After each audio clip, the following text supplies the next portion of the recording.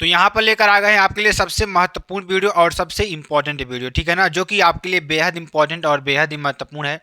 सभी लोग क्या करेंगे, वीडियो को लाइक कर देंगे, शेयर कमेंट सब्सक्राइब जरूर कर देंगे, साथ ही साथ आप सभी लोग बेल आइकन को जरूर दबा लेंगे, ठीक है ना। यहाँ पर मॉडल क्वेश्चन पेपर की बात करेंगे 2023 और 24 की, ठीक है ना। इंग्लिश कक्षा 12 की बात करेंगे।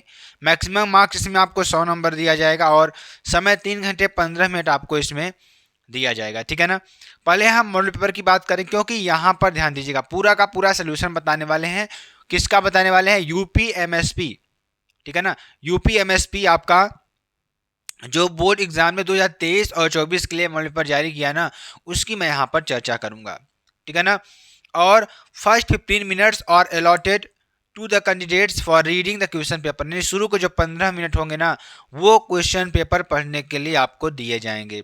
ऑल क्वेश्चंस आर कंपलसरी, सभी क्वेश्चंस को करना आपके लिए अनिवार्य होगा। Marks are indicated against question, जो मार्क्स होंगे वो क्वेश्चन के विरुद्ध आपके दिए गए, क्वेश्चन के बगल आपको दिए गए होंगे, ठीक है ना।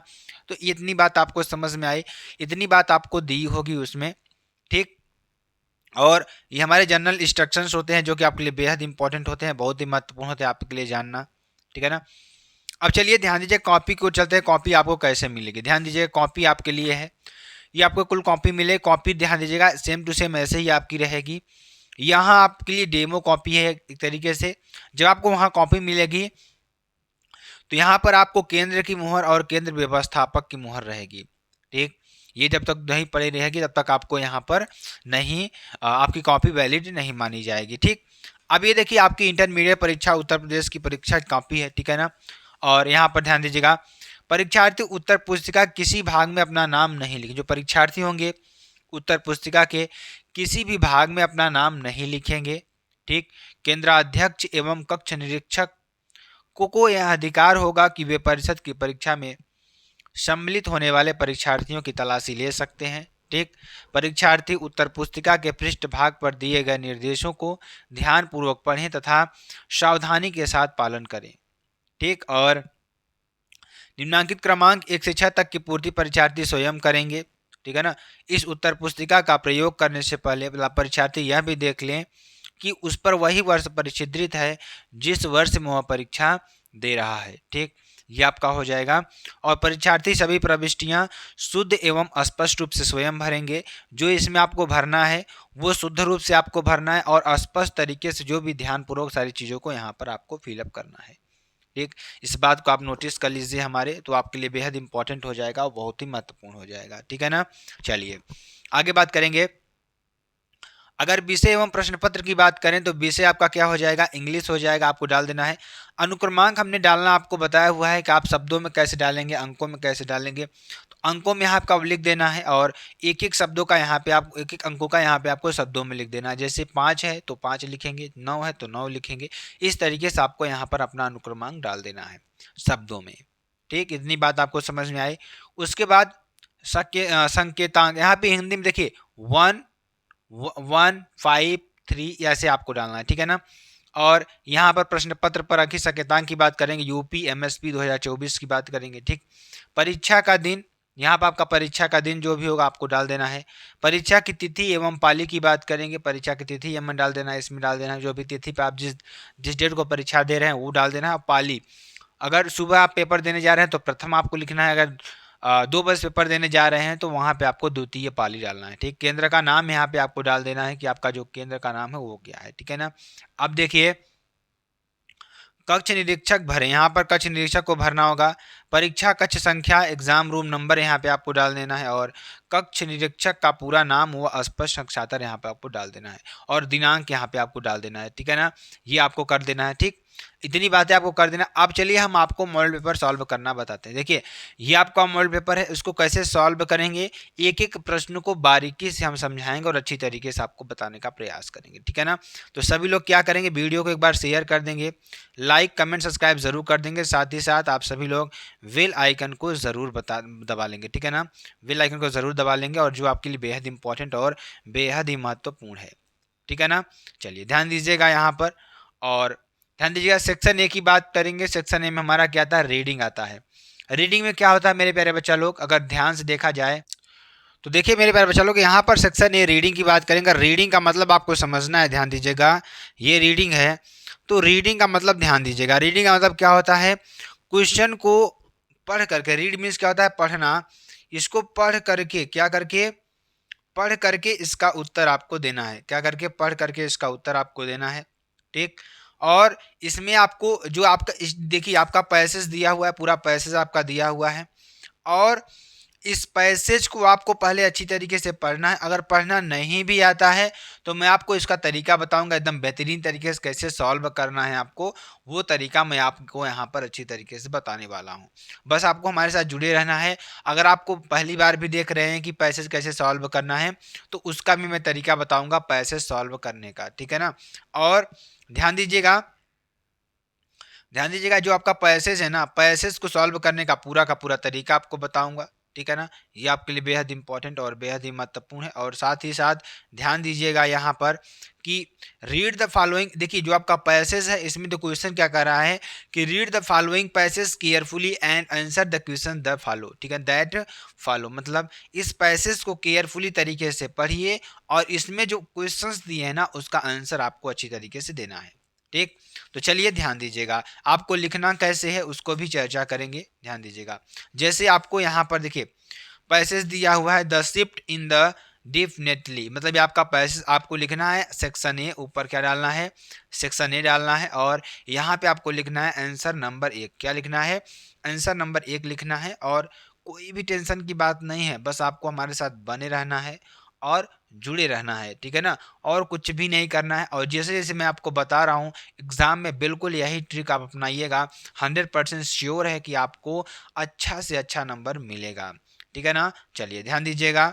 अब देखिए सेक्शन ए रीडिंग की बात करेंगे, तो read the following passage carefully and answer the questions that follow. इस पैसेज को केयरफुली तरीके से पढ़िए और इसमें जो क्वेश्चंस पूछे जा रहे हैं उसका आंसर आप अच्छी तरीके से दीजिए, ठीक है ना। यहाँ आप देखिए क्वेश्चन नंबर 1 की बात करेंगे। A, what change in the mind set of the Indian youth is visible nowadays. ध्यान दीजिएगा, क्वेश्चन क्या कर रहा है? What change in the mind set of the Indian youth is visible nowadays. ठीक। तो ध्यान दीजिएगा कि अब देखिए इसमें अगर आपको नहीं समझ में आ रहा है इसका अर्थ क्या है तो कैसे आप करेंगे, ध्यान दीजिएगा। आप इसमें से कुछ ऐसे शब्दों को उठाइए, यूनिक शब्दों को उठाइए, ठीक है ना। अब आप इसमें यूनिक शब्दों को उठाइए, जिसमें दिया माइंड सेट दे दिया और क्या दे दिया? विजिबल दे दिया। तो यहाँ पर ध्यान दीजिएगा, यहाँ पर देखिए आपके लिए विजिबल दिख रहा है, ठीक। तो यहाँ पर आपको जनरेशन क्वाइट विजिबल, तो यहाँ पे आपको क्या करना है कि इस पैराग्राफ आपको पूरा उठाना है और यहाँ तक आपको पूरा लिख देना है। तो आपका ये आंसर कंप्लीट, मतलब कि जैसे आपको माइंड सेट कहीं पर दिख जाए ना, तो माइंड सेट वाला जो पैराग्राफ आपको दिखे उस पैराग्राफ को पूरा लिख देना। जैसे इसमें देखिए विजिबल दिख रहा है, माइंड सेट भी दिख रहा है, तो इस पैराग्राफ को उठाइएगा, यहाँ से यहाँ तक पूरा लिख दीजिएगा, एक का आंसर आपका पूरा कंप्लीट हो जाएगा। कोई दिक्कत वाली बात नहीं है, इस तरीके से आप पूरा इसका कर सकते हैं, ठीक है ना। इसी तरीके से आपने पहला कर दिया। उसका दूसरा क्वेश्चन देखिए आपसे क्या पूछ रहा है कि what is the conflict between the parents and children. ठीक। अब आप ढूंढिए कन्फ्लिक्ट कहाँ है। तो कन्फ्लिक्ट देखिए ध्यान दीजिएगा, आप ढूंढिएगा, आप यहाँ पर ध्यान दीजिएगा कि अब देखिए ध्यान दीजिएगा यहाँ पर अगर आप देखेंगे तो बहुत ही इंपॉर्टेंट, बहुत ही महत्वपूर्ण है आपके लिए। तो कन्फ्लिक्ट ध्यान दीजिएगा कि पेरेंट्स एंड चिल्ड्रेन, वो भी आप ढूंढना है कि जहाँ आपको मिल जाए, जो कि आपके लिए बेहद इंपॉर्टेंट और बेहद ही महत्वपूर्ण है, ठीक है ना। तो ध्यान दीजिएगा, जो कि आपके लिए बेहद इंपॉर्टेंट है, बेहद ही महत्वपूर्ण है, ठीक है ना। तो इस तरीके से जब आप इसको सॉल्व करेंगे तो आपके लिए बेहद इंपॉर्टेंट और बेहद ही महत्वपूर्ण हो जाएगा। ठीक। ये आपको कर देना है, जो कि आपके लिए बेहद इंपॉर्टेंट और बेहद ही महत्वपूर्ण है, ठीक है ना। अगले प्रश्न की बात करें, अगला प्रश्न देखिए आपके लिए क्या है कि how has Indian culture affected our attitude. ध्यान दीजिएगा, अगर हम दूसरे के आंसर की बात करें तो क्वेश्चन क्या करा, ध्यान दीजिएगा। देखिए क्वेश्चन क्या कर रहा है कि what is the conflict between the parents and children, यानी कि क्या कर रहा है, इसमें कह रहा है कि माता पिता और बच्चे के बीच, ठीक, संघर्ष के कारण क्या होते हैं, कि मतलब जो माता पिता होते हैं और जो बच्चे होते हैं उनके बीच संघर्ष के कारण क्या होते हैं। ठीक। तो वो आपको इसमें पूरा क्या करना है, दिखाना है, ठीक है ना। तो ये आपके लिए हो जाएगा, ठीक।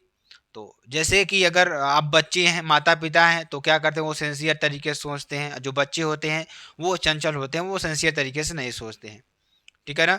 तो आप यहाँ पर अगर ध्यान दीजिएगा, बहुत ही इंपॉर्टेंट और बहुत ही महत्वपूर्ण है, ठीक है ना। चलिए आगे आपको बताते हैं। तो अगर इसका आंसर हम लिखना चाहें तो the parents and children conflicts, क्या कौन से कन्फ्लिक्ट्स, चिल्ड्रेन आर, यहाँ आप लिखेंगे आर कॉन्फ्लिक्ट्स, क्या लिखेंगे, कॉन्फ्लिक्ट्स, ठीक। और आगे क्या लिख सकते हैं, ध्यान दीजिएगा। पहला नंबर तो आपका क्या हो जाएगा, फाइनेंसेस, क्या सबसे ज़्यादा क्या होता है, कन्फ्लिक्ट्स ऑफ एन, क्या होता है, ऑफ एन, ठीक, ऑफ एन। जैसे कि क्या होते हैं, हमारे फाइनेंसेस होते हैं, ठीक है ना, फिनांसेस होते हैं, मतलब जो, ध्यान दीजिएगा कि जैसे जो माता पिता होते हैं, अगर उसके बच्चे हो गए तो क्या करते हैं, वो फाइनेंशियली अपने आप को मजबूत करना चाहते हैं, ठीक। उसके बाद चाइल्ड रेयरिंग, ठीक, क्या, चाइल्ड, यहाँ पर क्या हो जाएगा, चाइल्ड, चाइल्ड रियरिंग, ठीक। एंड सबसे महत्वपूर्ण क्या होता है, डिसिप्लिन, क्या होता है, डिसिप्लिन, मतलब बच्चे को डिसिप्लिन सिखाना सबसे ज़्यादा महत्वपूर्ण होता है, ठीक है ना। तो ये आपके लिए हो जाएंगे जो कि बेहद इंपॉर्टेंट और बेहद ही महत्वपूर्ण है। इस तरीके से आप इसका आंसर लिख सकते हैं, ठीक है ना। उसके बाद अब देखिए अगला क्वेश्चन क्या कर रहा है कि how has Indian culture affected our attitude, मतलब कि एक इंडियन कल्चर हमारे एटीट्यूड को, हमारे गुणों को कैसे अफेक्ट करता है, कैसे प्रभावित करता है। तो यहाँ पे आप क्या लिखेंगे, इसके बारे में बताएंगे। तो while they are patriotic, prepare to join an any movement, march waving political flags, join Facebook groups and are not in the most cases convinced by the Indians culture, ठीक है ना। मतलब कि जैसे जो आप लोग देखिए आजकल क्या हो रहा है कि इंस्टाग्राम, फेसबुक, व्हाट्सएप से लगभग हर बच्चे जुड़ जाते हैं। अगर वो अब फ़ोन चलाना सीख गए तो वो सीख जाते हैं, गेम खेलना लगते हैं, गेम खेलने लगते हैं, फ्री फायर, पबजी, सारी गेम्स को खेलने लगते हैं। तो उस समय क्या होता है कि आपका एटीट्यूड चेंज होता है, क्या हो जाता है, क्या करता है, आपका एटीट्यूड हमारे इंडियन कल्चर के विरुद्ध क्या हो जाता है, चेंज हो जाता है, ठीक। तो अगर आप इंडियन कल्चर से जुड़े हैं, भारतीय संस्कृति से जुड़े हैं, तो आप चाहे फेसबुक चला लीजिए, चाहे इंस्टाग्राम चला लीजिए, आप अपने मार्ग से नहीं भटकेंगे। लेकिन जैसे ही आपने अपने कल्चर को खोया, अपनी जो सभ्यता है, सभ्यता को खोया, आप विभिन्न जगहों पर भटकने लगते हैं, ठीक है ना। तो यही चीज़ कह रहा है, ठीक। अगले क्वेश्चन की बात करेंगे तो what should be done to bring the youth back their cultural roots, मतलब कि कैसे एक युवा अपने कल्चरल रूट्स पर वापस आ सकता है, किस तरीके से हम उनको क्या कर सकते हैं कि उनको हम अपनी तरफ खींच सकते हैं, पुनः उससे ला सकते हैं, ठीक है ना। ये चीज़ कह रहा है। तो कैसे हो सकता है, ध्यान दीजिएगा। Keeping them connected the festivals, उन्हें क्या करना है, अपने जो हमारे त्यौहार हैं उनसे जोड़ना होगा, उसे कनेक्टेड करना होगा, त्योहारों से कनेक्टेड करना होगा। Are a great way to educate children, सबसे बड़ा रास्ता क्या है, एजुकेट करना, बच्चे को क्या करना, एजुकेट करना about their country and traditions, ठीक, हमारे देश के ट्रेडिशंस के बारे में, जो हमारे सभ्यताएं हैं उसके बारे में बताना, हमारे कल्चर के बारे में बताना। उससे जोड़ जो जब उसको जोड़ेंगे उससे, तो इस तरीके से वे क्या होंगे, धीरे धीरे अपनी सभ्यता की ओर वापस आएंगे, ठीक है ना। आगे बात कर रहा है लैंग्वेज स्पोकन एट होम, ठीक, लैंग्वेज स्पोकन एट होम। उसके बाद भोजन के द्वारा, मतलब कि आप उसको अच्छा भोजन देंगे, अच्छा कपड़ा देंगे, अच्छा रहने का घर देंगे, ठीक है ना। और पार्टिसिपेटिंग इन कल्चरल इवेंट्स, उसे क्या करेंगे, जो हमारे कल्चरल इवेंट्स होते हैं, जो हमारी पारंपरिक जो हमारे इवेंट्स होते हैं, जो समारोह होते हैं, उसमें क्या करना, उसको पार्टिसिपेट कराना। और लिटरेचर, टीवी शोज, बुक्स, ये सारी चीज़ों को भी पढ़ाना और फैमिली में रहना, ठीक है ना। ये सारी चीज़ें होती हैं, ठीक। अगला देखिए क्या है, find a word from the passage that means agreed, का मतलब क्या हो जाएगा, क्या होता है, म्यूचुअल कंसेंट, क्या होता है, म्यूचुअल कंसेंट, ठीक है ना। Which phrase in the passage means warning sign, warning signs का मतलब क्या होता है, स्पेशल अटेंशन, क्या, स्पेशल अटेंशन, ठीक। Which word in the passage is opposite, क्या हो जाएगा, ऑफ, क्या हो जाएगा, इलॉजिकल, ठीक। इसका इलॉजिकल का अपोजिट क्या हो जाएगा, इलेजिटिमेट। क्या हो जाएगा, इलेजिटिमेट। ठीक है ना, ये आपके लिए हो जाएगा, जो कि बेहद इंपॉर्टेंट और बेहद ही महत्वपूर्ण है। ठीक है ना, अगले क्वेश्चन की बात करेंगे। अगला क्वेश्चन ध्यान दीजिएगा, हमारे पास क्या आता है, हमारे पास आता है डिजिटल इंडिया। मतलब ध्यान दीजिएगा, आप सेक्शन बी आता है, सेक्शन बी में आपके लिए क्या आता है, ध्यान दीजिएगा, सेक्शन बी आपके लिए आया। तो सेक्शन बी में देखिए, यहाँ पे आपका सेक्शन बी आया, तो सेक्शन बी में क्या कह रहा है कि right an article any one of the following topics in about 100 to 150 word. ठीक है ना, टोटल 10 नंबर का आपका प्रश्न होगा। सोचिए कि इसमें आपको लिखना है किसके बारे में, डिजिटल इंडिया के बारे में या ज्वाइंट फैमिली सिस्टम के बारे में। एक आर्टिकल आपको लिखना है, इस आर्टिकल की बात कर रहे हैं, इस आर्टिकल को आपको लिखना है डिजिटल इंडिया के बारे में, joint family system, needs of the hour. ठीक, क्या, नीड्स ऑफ द आवर या फ्रीडम ऑफ एक्सप्रेशन। क्या, फ्रीडम ऑफ एक्सप्रेशन, ये आपके लिए हो जाएगा। तो ये सारी चीजें हो जाएंगी जो कि आपके लिए बेहद इंपॉर्टेंट और बेहद ही महत्वपूर्ण है। ठीक है ना, चलिए ध्यान दीजिएगा। अब इसमें से आप किसी एक पर क्या करेंगे, एक पर आपको क्या लिखना है, आर्टिकल लिखना है, एक लेख लिखना है। करने का मतलब कि इसके बारे में आपको समझाना है कि क्या चीज़ है, इसके काजेस क्या है, इसमें हमें क्या चीज़ें, किन चीज़ों का लाभ हो रहा है, किन चीज़ों से हमें इसकी हानि हो रही है, ये कहाँ से आया। तो ये सारी चीज़ों को इसमें आपको चर्चा करना। जैसे मैंने डिजिटल इंडिया के बारे में दे दिया, तो चलिए इसके बारे में आपको एक आर्टिकल लिखकर बताते हैं। ठीक है ना, तो चलिए ध्यान दीजिएगा। डिजिटल इंडिया में हमारा जैसे आता है क्रांति, आप लिखेंगे सेक्शन बी, राइटिंग लिखेंगे, आंसर नंबर 2 लिखेंगे, डिजिटल इंडिया यहाँ पर आप डालेंगे। ठीक, इसी तरीके से आपको बोर्ड एग्जाम में भी लिखना है, कॉपी में भी इसी तरीके से आपको लिखना है, किस कोई अलग तरीके से आपको नहीं लिखना है। ठीक, पहली बात तो ये है आपके लिए। उसके बाद ध्यान दीजिएगा, digital India is an ambitious campaign which was launched by the prime minister of India Narendra Modi in 1 July 2015 at Indira Gandhi Indore stadium. अब देखिए, जो हमारा डिजिटल इंडिया है, इज एन एम्बिशियस कैंपेन, यह एक बहुत ही प्रेरित करने वाला कैंपेन है या प्रेरित करने वाला सम्मेलन है। विच was launched by the prime minister, यह किसके द्वारा लॉन्च किया गया, प्राइम मिनिस्टर के द्वारा ऑफ इंडिया, भारत के प्राइम मिनिस्टर के द्वारा लॉन्च किया गया। नरेंद्र मोदी ऑन 1 जुलाई, कब लॉन्च किया गया, नरेंद्र मोदी जी के द्वारा, जो हमारे भारत के प्राइम मिनिस्टर हैं नरेंद्र मोदी जी के द्वारा इसे लॉन्च किया गया। वो भी कब किया गया, 1 July 2015 at Indira Gandhi Indore stadium. मतलब 1 जुलाई को 2015 में लॉन्च किया गया, कहाँ से, इंदौर स्टेडियम से। ठीक है ना, ये आपके लिए हो जाएगा। चलिए, Delhi it was launched and started in the presence of various prominent industries like Tata group chairman Cyrus Mistry. ठीक, Reliance chairman and managing director Mukesh Ambani, Wipro chairman Azim Premji. ठीक है ना, ये आपकी ईटीसी, ये सारे चीज कौन थे यहाँ पर, Delhi it was launched and started in the group. ये ध्यान दीजिएगा, इंदिरा गांधी, ठीक है ना, इंदौर स्टेडियम दिल्ली में लॉन्च किया गया। ठीक, और ध्यान दीजिएगा, it was launched and started in the group of chairman, मतलब कि यह किसके प्रेजेंस में लॉन्च किया गया। ठीक, started in the presence of various prominent industrious, यानी इंडस्ट्रियलिस्ट लाइक, जैसे कि यानी जो हमारे बहुत ही चर्चित, जो अलग प्रकार के जो हमारे ध्यान दीजिए, जो औद्योगिकी हमारे जो लोग हैं, ठीक है ना, तो उद्यमी जो हमारे लोग हैं उनके द्वारा शुरू किया गया। कौन कौन थे वहाँ पर, जैसे कि Tata group of chairman Cyrus Mistry और रिलायंस के chairman and managing director Mukesh Ambani ji के थे वहाँ पर, और विप्रो चेयरमैन अजीम प्रेमजी थे। ठीक है ना, इन सब लोगों की प्रेजेंस में उसे क्या किया गया, स्टार्ट किया गया। The main objective of the campaign is to increase internet connection, मतलब इस कैंपेन का मुख्य मकसद क्या था कि हमें इंटरनेट कनेक्शन को क्या करना, बढ़ाना। रिड्यूसिंग पेपर वर्क को कम करना, to save the time of the people as well as that of the governments and to provide Indian citizens electronic government services to make India a digitally empowered country.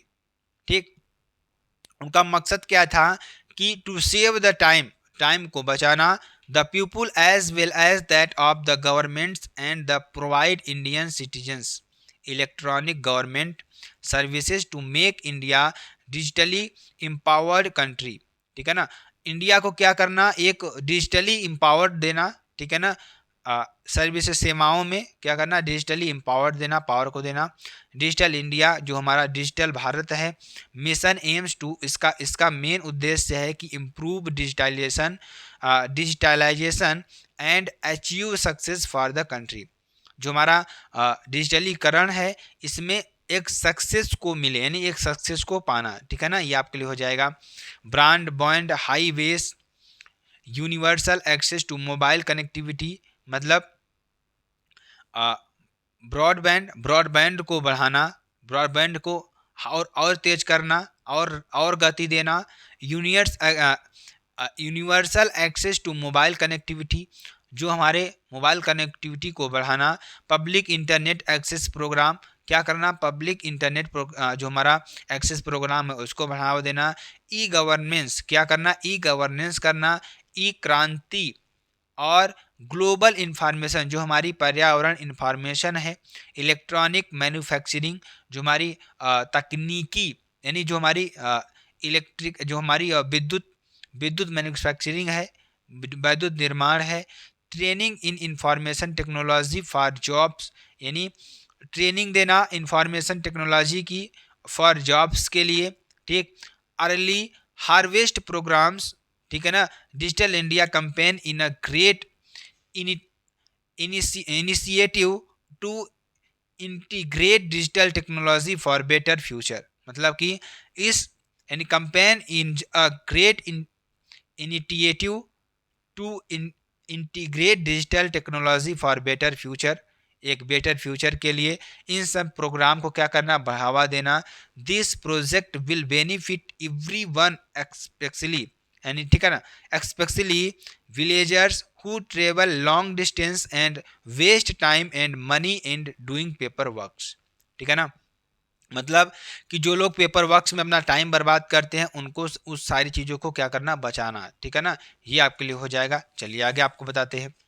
अगला देखिए जो हमारे पास आएगा topic क्या है हमारा, आंसर नंबर 3 होगा, अथवा वाला हम करेंगे। यहाँ पर क्या कर रहा है कि write a letter the proprietor of ABC sport Palika Bazaar New Delhi to place an order to cricket kits, मतलब कि इसमें करा है कि आपको एक लेटर लिखना है, किसके लिए, कि कहाँ पर ABC स्पोर्ट, मतलब कोई स्पोर्ट दुकान का नाम है, और वहाँ से आपको क्या करना है, एक क्रिकेट किट जिसमें बैट, बल्ला, विकेट, पैड, सारी चीज़ें हो क्रिकेट से रिलेटेड, वो यहाँ पे आपको ऑर्डर करवाना है। ठीक है ना, अथवा में क्या लिखेंगे, write a letter to the editor of the national newspaper to express your views on growing fitness craze in youth, मतलब ध्यान दीजिएगा, एक आपको लेटर लिखना है, किसको, नेशनल न्यूज़पेपर को, कि एक्सप्रेस व्यू, अपना ओपिनियन दीजिए, अपना मत रखिए on growing fitness craze in youth, मतलब कि जो युवा हैं अपने फिटनेस पर क्या दें,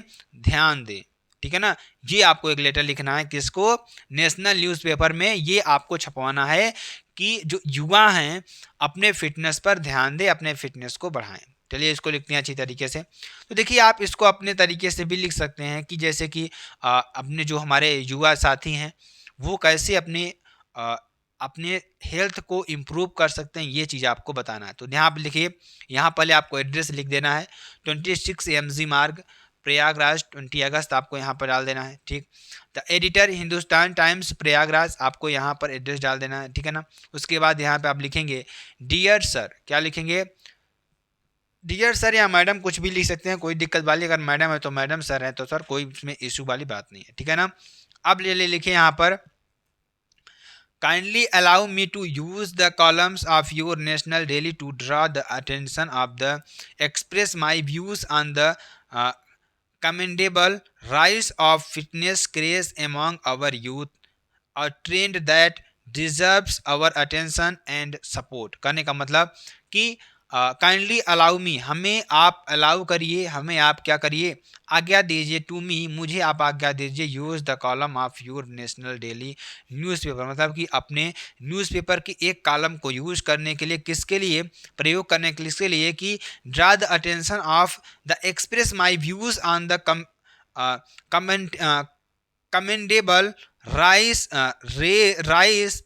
of the fitness craze among our youth, मतलब कि हमें क्या करना है कि वहाँ पर अपने यूथ को, अपने युवा को क्या करना है, एक्सप्रेस यानी कि बताना है फिटनेस के बारे में, ठीक है ना, फिटनेस को बढ़ाने के बारे में तरीकों को बताना है, और एमंग आवर यूथ, हमारे यूथ के बारे में, trend that deserve our attention and support, ठीक, जो वो इसके हकदार हैं, ठीक, सपोर्ट के, ठीक है ना, इस सपोर्ट को क्या है, हकदार हैं, ठीक। इन रिसेंट, हाल ही में, ईयर्स, सालों में, there has been a significant shift in the attitudes and behaviours of young people with more of them embracing a health their lifestyle through regular exercise and mindful eating sincerely, ठीक है ना, मतलब कि वे क्या करें, proper exercise करें अपने life style में, और क्या करें, रेगुलर एक्सरसाइज करें, और माइंडफुल ईटिंग, मतलब एक स्वस्थ मन से भी खाना खाने से भी क्या होता है, आपके माइंड को रिलैक्स मिलता है और शक्ति मिलती है, ठीक है ना। इस तरीके से आपको लिखना है सिंसियरली, यहाँ पर आपको XYZ डाल देना है, इस तरीके से आपको लिख देना है, बहुत ज़्यादा इसमें सोचने वाली बात नहीं है, इस तरीके से इसको आपको कर देना है, ठीक है ना। आगे बात करेंगे, सेक्शन सी की बात करेंगे, सेक्शन सी भी आपके लिए बेहद इंपॉर्टेंट और बेहद ही महत्वपूर्ण है, ठीक है ना। चलिए सेक्शन सी की बात करते हैं, तो यहाँ पर देखिए ग्रामर की बात करेंगे। Choose the correct option to the answer the following questions, ठीक। The absence of government in country is called, यानी कि जो बिना, यानी the absence of government in a country is called, यानी बिना सरकार के जो कंट्री है, जो देश है, वो क्या कहलाती है, मोनार्की, एनार्की, पेट्रियार्की और मैट्रियार्की। तो यहाँ आंसर क्या हो जाएगा मेरे प्यारे बच्चा लोग, एनार्की, क्या हो जाएगा, एनार्की, ठीक है ना। अगला अगला the phrase inching towards mean, ठीक, इसका मतलब क्या हो जाएगा, to move slowly in a direction, मतलब अपनी दिशा में धीरे धीरे चलना। इंचिंग टूवर्ड्स का मतलब क्या हो, इंचिंग टूवर्ड मतलब 1 इंच धीरे धीरे बढ़ना, तो वही चीज़ कर रहा है कि to move slowly in a direction, मतलब अपने दिशा में धीरे धीरे इंच बाय इंच बढ़ना, ठीक है ना। द सिनोनिम्स ऑफ अरासियस इज, अरासियस का सिनोनिम्स क्या हो जाएगा, तो अरासियस का सिनोनिम्स की अगर हम बात करें मेरे प्यारे बच्चा लोग, तो क्या हो जाएगा, डेयरिंग, क्या हो जाएगा, डेयरिंग, ठीक है ना। चलिए अगले क्वेश्चन की बात करेंगे। Which of the following sentence is are correct, कौन सा सेंटेंस है जो करेक्ट है, ठीक है ना, ये आपको करना है, और बहुत ही इंपॉर्टेंट और बहुत ही महत्वपूर्ण, मैं आपको यहाँ पर दिखा देता हूँ, ठीक है ना। उसके बाद अगला question, the antonyms of square, sacred, sacred का एंटोनिम्स क्या हो जाएगा, सेक्रेड का एंटोनिम्स क्या हो जाएगा, प्योर, क्या हो जाएगा, प्योर, इसका आंसर आपका हो जाएगा, ठीक।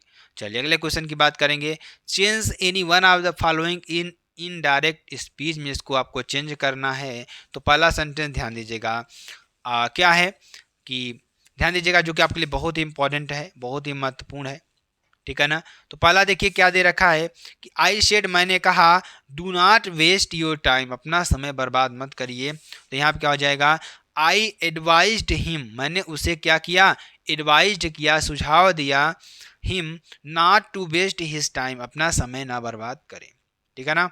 अगला देखिए क्या हो जाएगा, अगला ध्यान दीजिएगा, बी नंबर देखिए, combine any one of the following directed, तो ध्यान दीजिएगा, डू इट, लीव इट, इसका कंपाउंड सेंटेंस बनाना है, तो क्या हो जाएगा, डू इट और लीव इट, करिए अथवा छोड़ दीजिए, ठीक है ना, ये आपके लिए हो जाए, करो या छोड़ दो, ठीक है ना।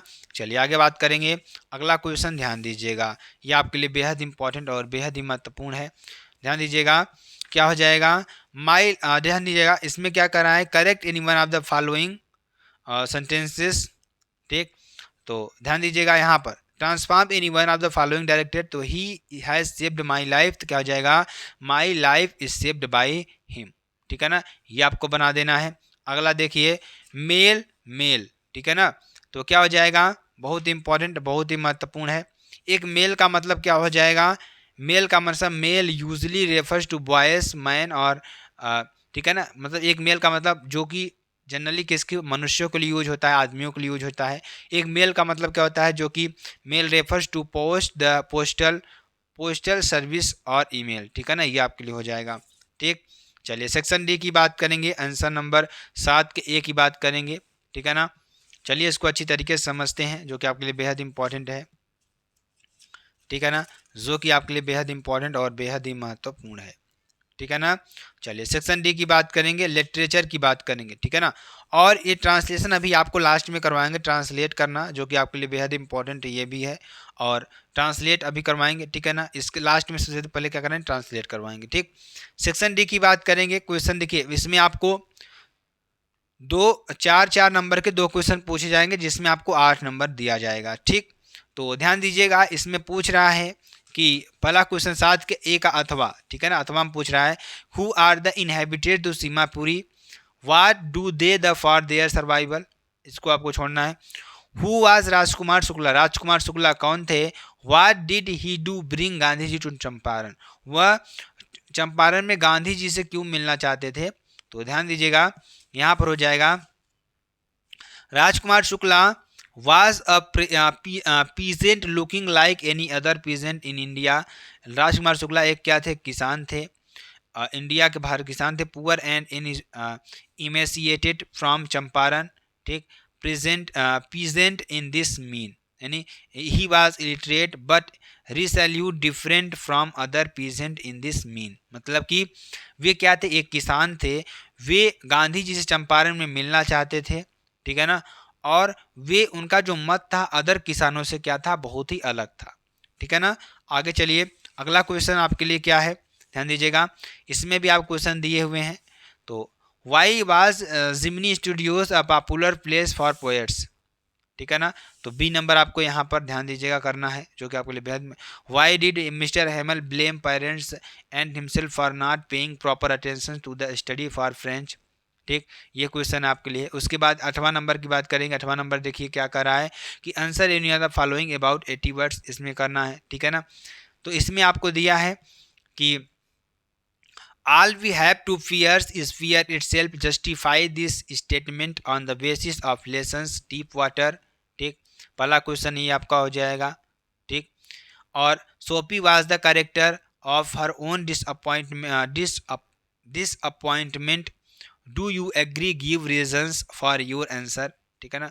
नो, देखिए ये आपको इसमें से किसी एक को आपको कर लेना है, जो कि आपके लिए बेहद इंपॉर्टेंट है। अगर आप नहीं कर पा रहे तो आप लिख लेंगे अच्छी तरीके से, और लास्ट में आपको अच्छी तरीके से कर लेना है, ठीक है ना। चलिए अगले क्वेश्चन की बात करेंगे, ध्यान दीजिएगा, आंसर नंबर 9 की बात करेंगे। 9 ये आपको यहाँ से पूरा कर लेना है, कोई दिक्कत वाली बात नहीं, स्क्रीनशॉट आपको कर लेना है, ठीक है ना। आंसर नंबर 9 के ए की बात करेंगे, तो क्या हो जाएगा, the poet felt that old familiar age her childhood fear, ठीक है ना, ये आपके लिए हो जाएगा, जो कि बेहद इंपॉर्टेंट है।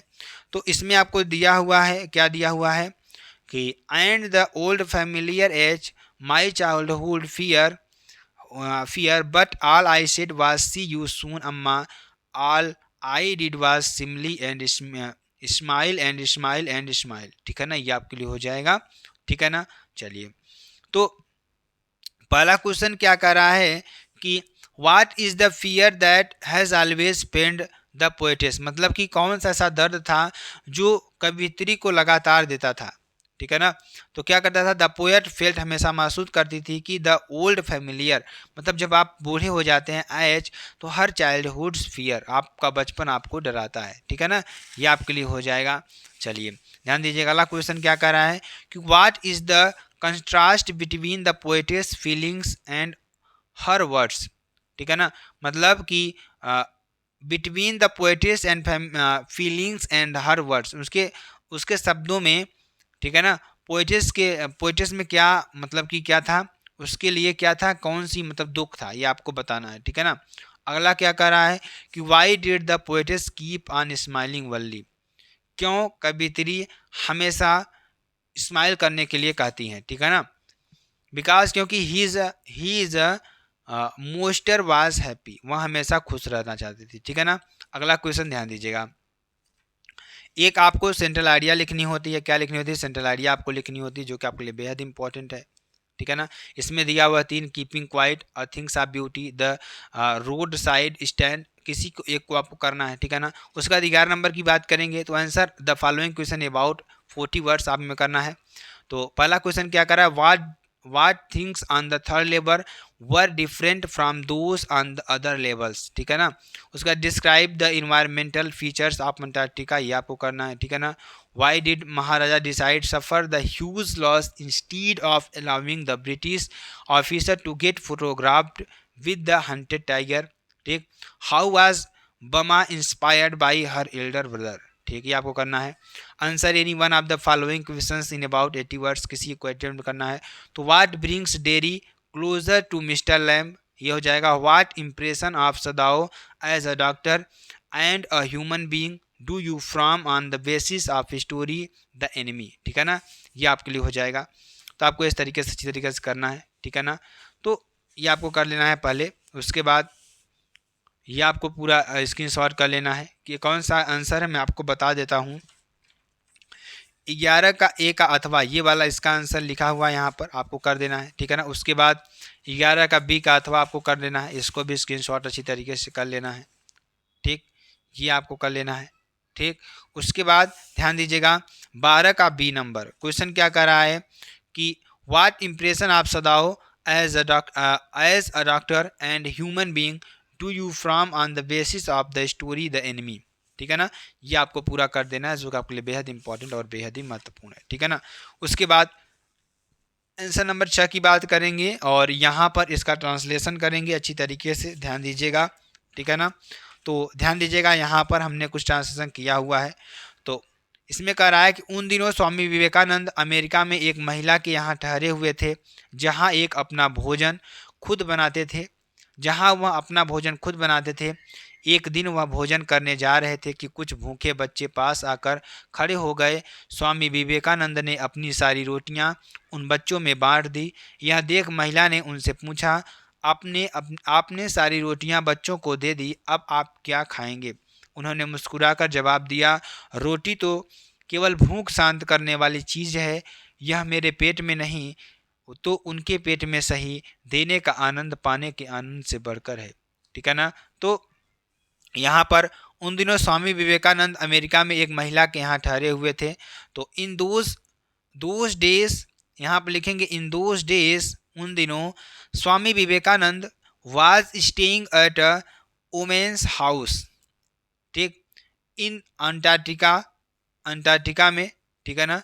इन अमेरिका लिखेंगे, यहाँ पर अमेरिका है, जहाँ वह अपना भोजन खुद बनाते थे। Where he use to cook his own food. ठीक, यहाँ करना है। आगे, एक दिन वह भोजन करने जा रहे थे कि कुछ भूखे बच्चे पास आकर खड़े हो गए। तो one day he was going to have food when some hungry children come and stood near him. यहाँ पे लिखेंगे NEAR, नियर हिम। ठीक है ना। उसके बाद स्वामी विवेकानंद ने अपनी सारी रोटियां उन बच्चों में बांट दी। तो क्या लिखेंगे? Swami Vivekananda distributed all his bread among those children. ठीक। उसके बाद यह देख महिला ने उनसे पूछा, यह देख करके seeing this women abused him, उनसे पूछा कि आपने सारी रोटियां बच्चों को दे दी, आपने सारी रोटियां बच्चों को दे दी। तो रोटीज जस्ट थिंग्स, ध्यान दीजिएगा यहाँ पर, you gave all the rotis to the children. ठीक है ना। आगे, उन्होंने दे दी, अब आप क्या खाएंगे? तो यहाँ पर आप लिखेंगे कि यू, ध्यान दे, children what will you eat now, अब आप क्या खाएंगे? तो यहाँ पर क्या कर रहे हैं? तो उन्होंने मुस्कुराकर जवाब दिया, यहाँ पर लिखेंगे ही स्माइल्ड एंड रिप्लाइड, उन्हें मुस्कुराकर जवाब दिया। क्या जवाब दिया? कि रोटी तो केवल भूख शांत करने वाली चीज़ है। तो यहाँ पे लिखेंगे कि replied, roti just things to satisfy hunger. ठीक, भूख शांत करने वाली चीज़ है, यह मेरे पेट में नहीं तो उनके पेट में सही। ठीक, तो यहाँ पे लिखेंगे, तो यहाँ पे लिखेंगे कि if it is not my too much then if is there is too much, ठीक है ना। आगे मेरे पेट में नहीं सही तो उनके पेट में ही सही, देने का आनंद पाने के आनंद से बढ़कर है। तो यहाँ आप क्या लिखेंगे, ध्यान दीजिएगा, the boy of giving a great यानी great than the joy the receive, ठीक है ना, ये आपको पूरा कर देना है। तो मेरे प्यारे बच्चा लोग, ये आपका यूपीएमएसपी 2024 जो मॉडल पर जारी किया गया था उसका पूरा सोल्यूशन है। अगर आपको वीडियो पसंद आती है आप चैनल को लाइक शेयर कमेंट सब्सक्राइब जरूर कर सकते हैं। फिर मिलते हैं नेक्स्ट वीडियो में नए टॉपिक के साथ, तब तक के लिए जय हिंद जय भारत।